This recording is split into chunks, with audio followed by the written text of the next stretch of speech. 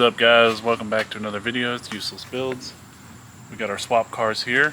So we're going to be swapping the majority of the stuff we need on this car over to this car. So we got my spare motor set in here so I can get fitment, figure out what was going on.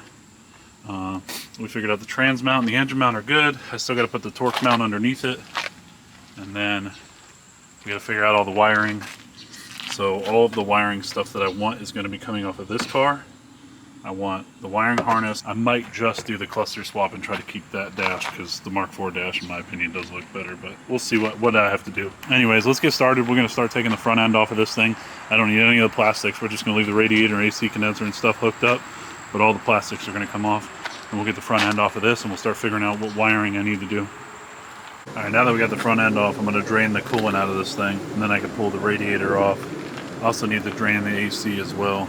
Alright, it's a little windy out here. So we got the front end off, radiator's over there, AC condenser still attached to the radiator, all of this crap's off. Now I'm going to go in with a tape and a Sharpie, and I'm going to label every single sensor that I've already unplugged, and then start labeling sensors that I have to unplug to pull the harness off.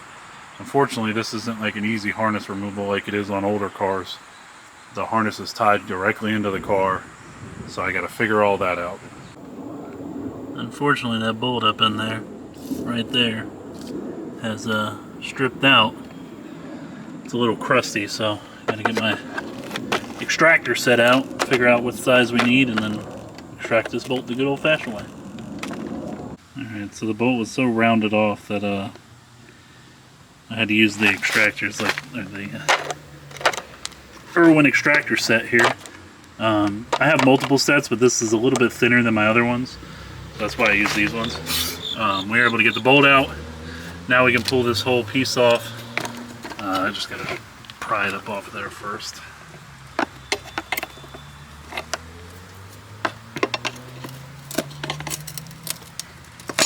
There we go. And now this whole piece will come out after I undo all the hoses for the secondary air pump. So I got all the wires on the front of the engine all labeled, unplugged. Pretty simple. I'm gonna have to figure out a new bracket, have something custom made to mount my dipstick back in, and something that holds the intake manifold up, because I don't want this ugly bracket here on there anymore, and I'm not running secondary air anymore, so I can delete all that. So we got the entire engine harness disconnected, all the sensors, everything unplugged, everything labeled. Now we just need to switch over to do the transmission one, undo the grounds and the main power going down to the starter, label all that, pull all that back, and then we'll have this engine completely unhooked electronically wise. So then we can figure out how much of the wiring harness we're going to need, where the ECU is, and I'm probably going to need this whole fuse box. So we'll get to that when we figure it out.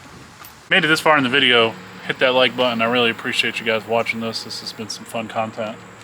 I can't wait to get it in my Golf and get driving on it. After we get it all swapped and get it running, then we're going to go to boost. Alright, we're making a lot of progress here. We got a ton of parts off the car already. So we got our ECU out, all the wires. I got to trace this one wire down. It goes down underneath the car.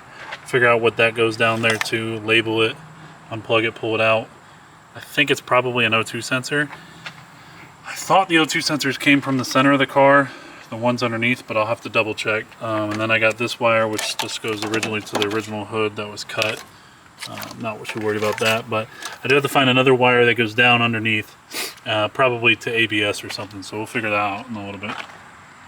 Alright, so now we move to the inside. Most of this was already out from previous work I had done with other cars. I needed parts.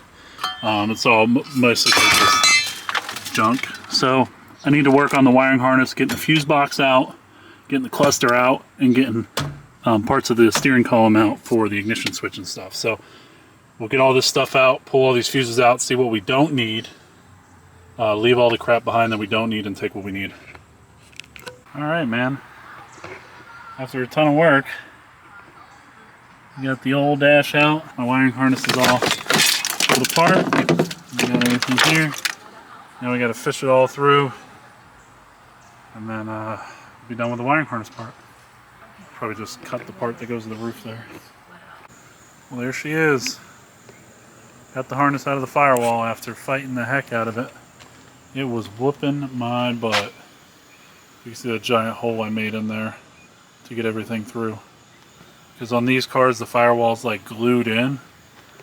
It's really a pain in the butt. It's probably easier on a Volkswagen New Beetle, to be honest. But this was just the donor car I had, so we got all that out. Now we have to wire this up to that engine, hook it all into the car, figure out what needs to go together, and see if we can get it to start. And then once we get to start, then we can start figuring out where the issues are with the control modules and stuff. Oh, just an update, I did cut one section of the wiring. This runs to the other side of the dash, which then connects to, I believe, the ABS pump and some other crap. Oh, I think ABS on this side, like the ABS sensors and the wheels. I did cut those, and I cut the wiring harnesses that run to the back and up to the roof. All we got left is the main dash harness with the engine control harness, the ECU, and all that jazz. I'm going to end the video there. Thanks for watching, guys. We got all the stuff stripped out of this car. Next we got to start working on putting everything into this car. I got to pull all the wiring harness out of this. I got to get all the harness out of here, pull it out, keep what I need for like my headlights and stuff, and then we'll get everything mounted into that car, and we'll attempt to get it started in the next video. I'm kind of maybe going to do a live stream on it. I'm not sure. I don't know yet if I want to do a live stream on it or not, but that'll be in the next video. I appreciate you guys watching. Make sure to hit the subscribe button. Plenty more videos.